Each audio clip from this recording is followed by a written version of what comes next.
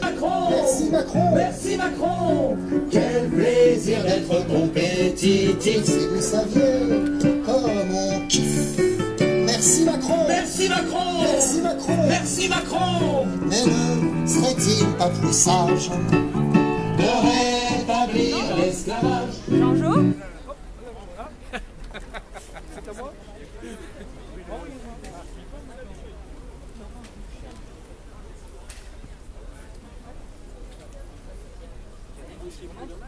Bon, entrez s'il vous plaît.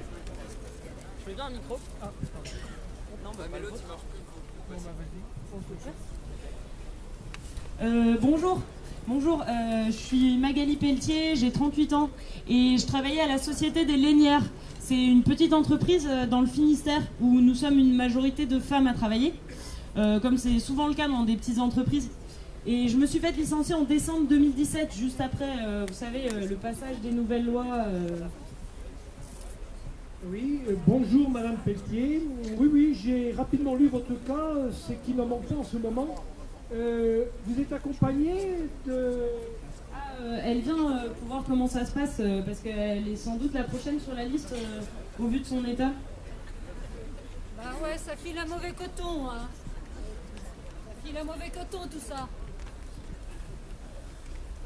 Vous craignez une vague de licenciement discriminatoire et vous, si je me souviens bien, vous êtes délégué syndical ou enceinte aussi? Ouais, je cumule un peu les deux, mon capitaine. Mais, pardon. En fait, en plus, j'étais en train de mener des négociations sur l'égalité homme-femme. Je sais pas si vous avez entendu parler. En fait, elle était enfin programmée au sein de la boîte, alors que... Bon, bah, ça faisait des années que ça aurait dû, mais bon, c'est qu'il n'y a pas beaucoup de mecs dans notre boîte, mais il y a quand même des beaux écarts de salaire. Hein. Ben oui, moi, mon mari, à poste égal, il touche 260 € de plus que moi. Et encore aujourd'hui, ben, on est dans la moyenne, il paraît. Alors, faut pas se laisser manger la laine sur le dos, quand même. Oui, enfin, maintenant, cette négociation est à la carte pour les entreprises. Et si elle a lieu, c'est une fois tous les 4 ans, en fonction des accords d'entreprise. Sur quelque part, les accords d'entreprise. Voilà. Mais revenons plutôt à vous. Oui, revenons plutôt à nos moutons. Vous avez donc, Madame Pelletier, vous avez subi un licenciement reconnu discriminatoire. Toutes les conditions sont remplies.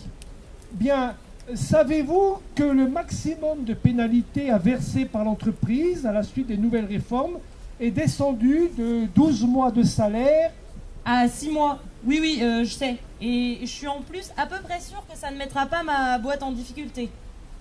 Ah oui? Oui. En début d'année, je suis tombée sur un papier que je n'aurais pas vraiment dû voir en passant dans le bureau de mon patron. C'était un budget prévisionnel officieux. Il s'est servi, vous savez, il y a un site web là qui est censé être bien pratique pour les salariés. En fait, c'était prévu les frais d'un nombre de licenciements, je ne sais plus complètement combien, calculé cette année dans le budget et tout. Hein. Et du coup, je suis sûre que je ne serai pas la seule en plus. Ben oui, elle nous prend vraiment pour des moutons. Ouais, et toi, tu sais que tu vas sauter, hein, parce qu'avec nos quatre escaliers, les adaptations du travail pour les femmes enceintes, maintenant, c'est aussi dans les accords d'entreprise. Et c'est ça qui prévaut, et chez nous, ce sera du minimal. Hein. Eh bien, nous allons clore cette séance. Vous m'envoyez désolé, mesdames. Je vous souhaite de retrouver un emploi avant la fin des 6 mois. Bah, et même après, parce que ça, c'est le pompon. Mais les journées de garde d'enfants, quand ils sont malades, comme ça dépend de ces fameux accords d'entreprise, faudra encore espérer trouver une boîte où ça ne sera pas la galère à chaque fois.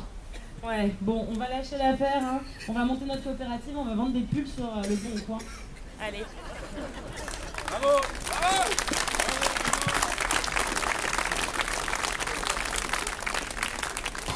Señor Météo, cuando